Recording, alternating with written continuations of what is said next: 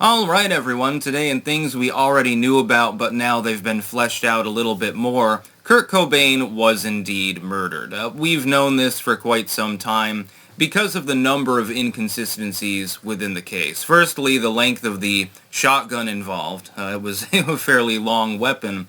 In order to hold it to cause the injury commensurate, you'd have to be leaning back like this, and even then it would be rather difficult. I don't know, did he trigger it with his toes or something like that? Because that would be a hard act to follow, I think.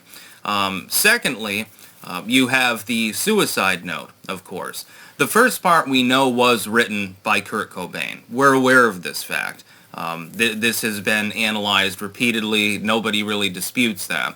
The addendum on the end does not look like it was written by the same person.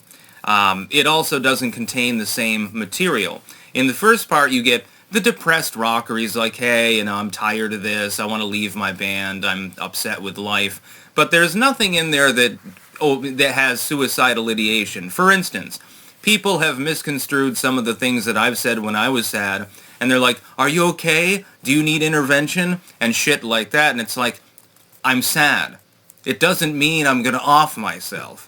But the second part is like, oh man, I'm going to do it, I'm really going to do it, goodbye, and I love you, and stuff like that. It doesn't sound the same. It just factually does not sound the same, and it appears to be in a different handwriting, so that was always mysterious as well. Third, a person who's on 10 times or more the dose that a heavy heroin user would typically use should not be functionally capable of lifting their arms, let alone a shotgun. They shouldn't even be awake. They should be in a coma at that point, incapacitated. So what this shows is additional evidence. When they analyze it, they're like, hey, why is it that the hand that was right next to his exploding head doesn't have any blood on it? Well, that doesn't make a whole lot of sense. Why does it appear that his body was moved? Because there's blood nowhere else other than on the bottom of the shirt. Why is it that there wasn't any blood in the lungs? If he shot himself without piercing the brainstem and simply happened to be on heroin at the time, but he was still alive, he should have aspirated a bunch of blood. That should have happened, but it didn't happen. Why is there a shell casing over across the room? Because in that particular position it should not have ejected in that direction. Why is it that he carefully put away all of his heroin supplies after apparently having used enough so that he shouldn't have been capable physically of doing so? All of these things point to foul play. So this is just additional evidence, and I would point out they've tried to get him to reopen the case twice before, and it never happened. They denied it. They're going to try to reopen it again. They'll probably deny it again. This reeks of a cover-up. I have a feeling that Kurt Cobain was incapacitated, killed, and then he was posed as though he had committed suicide. Now, who done it? It could have been people who just fucking hated him. Maybe it was drug dealers. It could have been. He accidentally stiffed somebody on a heroin deal or something like that. He got into a fight with them, and they said, enough is enough of this bullshit. Fuck it. It could have been Courtney Love, semi-jilted lover at the time, trying to knock him off to get a hold of his shit. That's entirely possible. Maybe they had an argument or something like that. That's possible too. It could have been some random assailant for all we know. We're not 100% sure. It could have been somebody, maybe they robbed something and it just got overlooked. We're not 100% sure exactly why it happened or who done it, but it appears to be homicide. I would say that the evidence weighs in favor of him being killed as opposed to him having killed himself.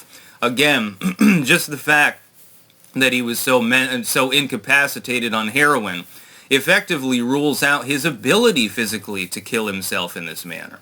He shouldn't have been physically capable of doing the things that would have been necessary to arrange the scene in that way and to have killed himself in the manner that he supposedly did. It should be physically impossible. So this is just more evidence of what people speculated for a very, very long time, since his death. Even right after his death, people were saying, this seems a little bit fishy to me. I wonder why. Could it be the fact that somebody on that much heroin shouldn't even be able to be awake?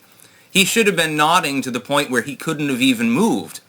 I mean, if he was moving, it would be like something like that. Now, that's basically how he would have been moving at that point. He would have been, I mean, he would have been so high he wouldn't have even known who he was. He wrote songs about this. Heart-Shaped Box is a Heroin song, along with half of the others, actually. He was murdered. I've long thought this. I've known plenty of other people that have been fans of Cobain. I don't think that I've ever met any of them that believes that he didn't kill him, that he didn't get killed. I don't think that there's anyone that I've ever met that's even remotely familiar with the case and the evidence in it that has ever speculated that he did kill himself. The police, apparently, they basically closed the case immediately and said, oh, he blew his brains out. Yeah, look, here's a suicide note. He was sad. He killed himself. Case closed. Yeah, cut and dry. We don't need to do any more evidentiary gathering or anything like that. But the fact is that the scene should be impossible. If you use the standard explanation, well, he just blew his head off because he was, despondent, that doesn't make any sense. Because by the time he used that much, let's say that he arranged everything beforehand. So the scene was as it is here, and then he decides to kill himself. But he uses that much heroin first. By the time he was done using that much heroin and became completely incapacitated, he wouldn't have been able to even lift the gun. Also, how is it that he managed to use that much heroin on his own anyway? By the time he got to the 5th or 6th dose worth, he would no longer probably be capable of administering more because he already would have been nodding to that point. So how did he even get that much heroin in his body?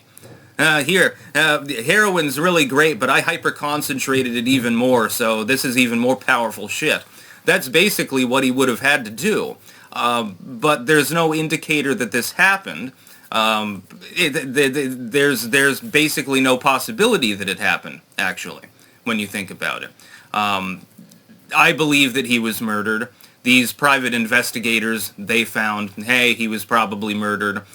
Plenty of other people have believed this throughout the years. The only people that are denying it, really, are a handful of sad sacks and then the police and so-called justice system there, the injustice system.